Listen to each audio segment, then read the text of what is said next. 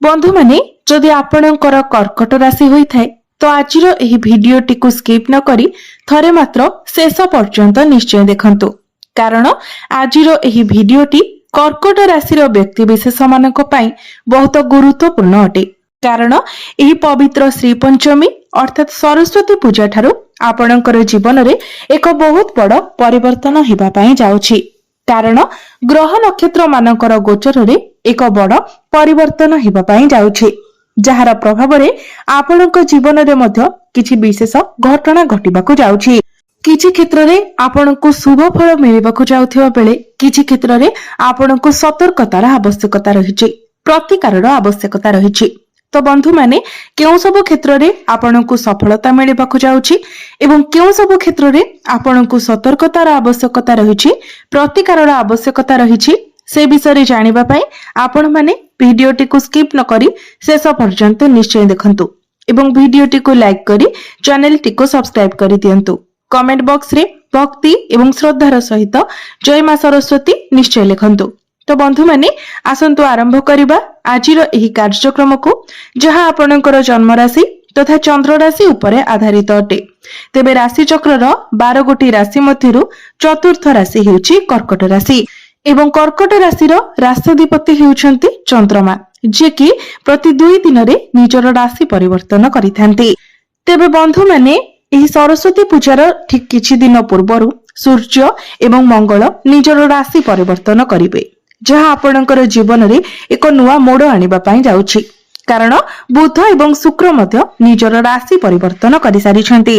तेबे बंधु माने मंगल आपणकर सप्तम भावरे गोचर करुथिले, किंतु 23 फेब्रुआरी ठारू मंगल आपणकर अष्टम भाव को चलन करिवे। अष्टम भावटी को कुंडली रे भलो बोली माना जाय नथाय। तेणु एही सरस्वती पूजा ठारू आपणकर टिके स्टमक रिलेटेड प्रॉब्लम देखा देई पारे। एहा व्यतीत आपणकर अष्टम भावरे राहु गोचर करूछंती एवं मंगल राहु जेतेबेले एकत्र होइजिबे तो आपणकर कुंडली रे अंगारक दोषर निर्माण हेबो। एपरि परिस्थिति रे जेतेबेले आपण बाहर को केवाडे जाउछंती तो आपणकर गोड़ खसी जिबार बहुत दिक संभावना रहुछि। तेणु आपण जेतेबेले केवाडे जाउछंती चलाबुला करूछंती तो बहुत ध्यान रखी चलाबुला करंतु, कारण पाद खसी आपण पड़ी जाई पारंती, जहा फल रे आपनको आघात लागि पारे, नचेत आपणकर स्टमक रिलेटेड किछिटा प्रॉब्लम देखा देई पारे। एहा व्यतीत आपणकर दांत बिंधा भली समस्या, डेंटल इश्यू एवं गला संबंधित किछिटा समस्या मध्य देखा देई पारे। विद्यार्थी मानक कथा जदि कहिबा तो आपणकर पंचम भाव शिक्षा भावर अधिपति मंगल आपणकर अष्टम भाव को चली जिबे, तो मंगलंकर स्थिति सेठारे भल रहिबो नाही। तेणु शिक्षा क्षेत्र रे मध्य आपणको सावधानतार आवश्यकता रहिछि। आपण अन्य मनस्क न होई निजर पाठ पढारे फोकस करबा उचित। जदि आपण निजर पाठ पढ़ा को ध्यान न दे अन्य जिनिस रे ध्यान दियंती तो निश्चित भाबरे पाठ पढ़ारे आपणकर व्याघात सृष्टि हेबो। किंतु जेहेतु अष्टम भावटी गभीर ज्ञानर भाव होइथाय तो एही समय आपणकर गभीर ज्ञान बढ़िबो। जो माने रिसर्च लाइन रे अछंती, जो माने एस्ट्रोलॉजी करूछंती किंबा तंत्र शिक्षा करूछंती, एही सब क्षेत्र रे सेमानकु अधिक सफलता मिलिबो। जदि एही सरस्वती पूजा परे आपणकर किछि एग्जाम रहुछि तो आपण कॉन्फिडेंट भाबरे निजर पाठ पढ़ार प्रस्तुति करंतु, नचेत जदि आपण अन्यमनस्क होंती किंबा पाठ पढ़ा को पछरे पकांती तो आपणकु समस्यार सम्मुखीन हेबाकू पड़ि पारे। प्रेम जीवन कथा जदि कहिबा तो आपणकर मंगल एवं शुक्र जेहेतु एकत्र रहिबे तेनु आपणक मध्यरे संपर्क बहुत भल रहिबो। किंतु शुक्रक सहित मंगल गोचर करुथिबा हेतु आपणकर टिके आपणकर पार्टनर कर टिके अन्य प्रति अट्रैक्शन बढ़ी पारे, तो सेथि प्रति आपण ध्यान देबा उचित। किंतु वैवाहिक जीवन आपणकर बहुत भल रहिबो, कारण आपणकर सप्तम भाव वैवाहिक जीवनर अधिपति शनि आपणकर नवम भावरे भाग्य भावरे गोचर करूछंती, जहा फल रे वैवाहिक जीवन आपणकर सुखमय रहिबो। पूर्वरु जदि आपणक मध्यरे कोनोसी डिस्टर्बेंस थिला तो से सब दूर होई जिवो। आपण दुई जण मिसी किछि बड़ डिसिजन नै पारंती, किछि बड़ प्लानिंग करि पारंती। आपणक जीवन साथींकर पर्सनल एवं प्रोफेशनल लाइफ रे मध्य आपण ग्रोथ देखिबाको पाइबे। से तांकर कैरियर रे किछि बड़ अचीवमेंट पाई पारंती, तांकर कोनोसी गोटिए बड़ इच्छा मध्य पूर्ण होई पारे। से निजर क्यारियर को नेकी किछि बड़ प्लानिंग करि पारंती, किछि बड़ किछि आइडिया तांकर मुंड को आसीबो। भाग्य कथा जदि कहिबा तो आपणको आपणक भाग्यर सेतेटा सपोर्ट मिलिबो नाही, जेहेतु आपणकर भाग्य भावर अधिपति देवगुरु बृहस्पति द्वादश भावरे गोचर करुछंती। द्वादश भावटी को कुंडली रे भल बोली माना जाय नथाय, तो एठारे गुरुंकर स्थिति सेतेटा मजबूत रहु नाही।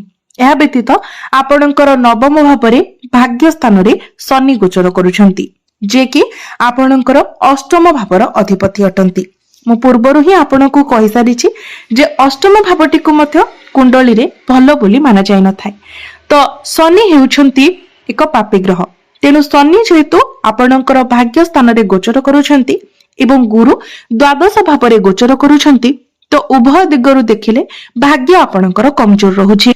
ଭାଗ୍ୟରେ ଆପଣଙ୍କୁ ବିଳମ୍ବ ଦେଖାଦେବ, ଅର୍ଥାତ୍ ଆପଣ ଯେଉଁ ବି କାର୍ଯ୍ୟ କରୁଛନ୍ତି, କିଛି ବଡ କାର୍ଯ୍ୟ କରୁଛନ୍ତି, ତ ପ୍ରତ୍ୟେକ କାର୍ଯ୍ୟରେ ଆପଣଙ୍କୁ ବାଧା ବିଘ୍ନର ସାମ୍ନା କରିବାକୁ ପଡିବ। ଭାଗ୍ୟ ସମ୍ବନ୍ଧିତ ଆପଣ ଯାହା ବି ନିର୍ଣ୍ଣୟ ନେବେ ସେଥିରେ ଆପଣଙ୍କୁ ଟିକେ ସମସ୍ୟାର ସମ୍ମୁଖୀନ ହେବାକୁ ପଡିବ।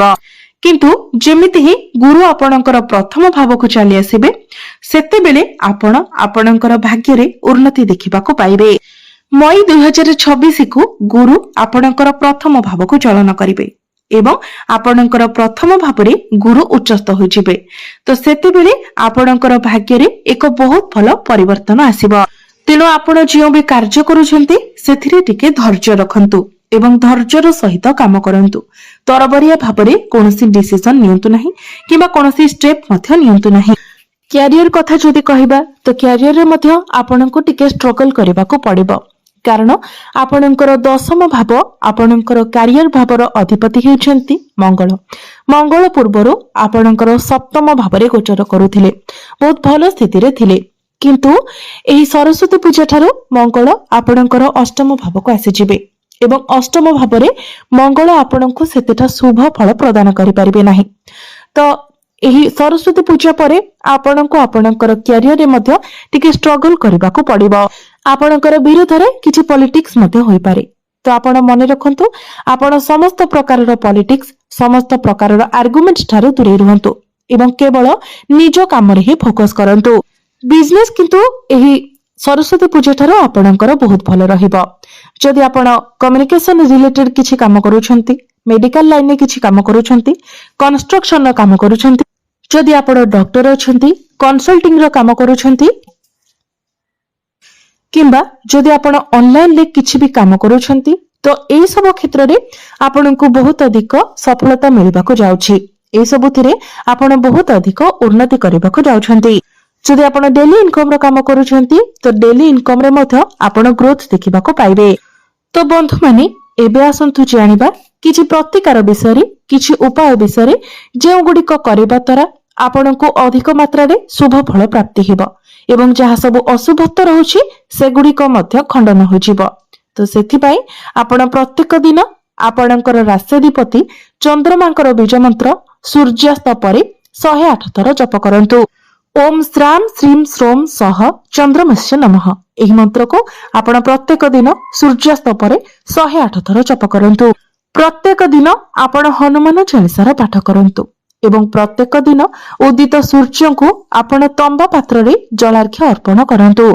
ପ୍ରତ୍ୟେକ ଦିନ ସକାଳ ସମୟରେ ଆପଣ ଓମ୍ ନମଃ ଶିବାୟ ମନ୍ତ୍ର 108 ଥର ଜପ କରନ୍ତୁ ଏବଂ ଯଦି ଆପଣଙ୍କୁ ସମୟ ମିଳେ, ଆପଣ ଯଦି ପାରିବେ, ତ ପ୍ରତ୍ୟେକ ଦିନ ଆଦିତ୍ୟ ହୃଦୟ ସ୍ତୋତ୍ରର ପାଠ କରନ୍ତୁ। ଆପଣଙ୍କ ପାଇଁ ବହୁତ ଭଲ ରହିବ। ତ ବନ୍ଧୁମାନେ, ଆପଣଙ୍କର ଜୀବନ ମଙ୍ଗଳମୟ ହେଉ, ଏହା ହିଁ ଈଶ୍ୱରଙ୍କ ନିକଟରେ ମୋର ପ୍ରାର୍ଥନା।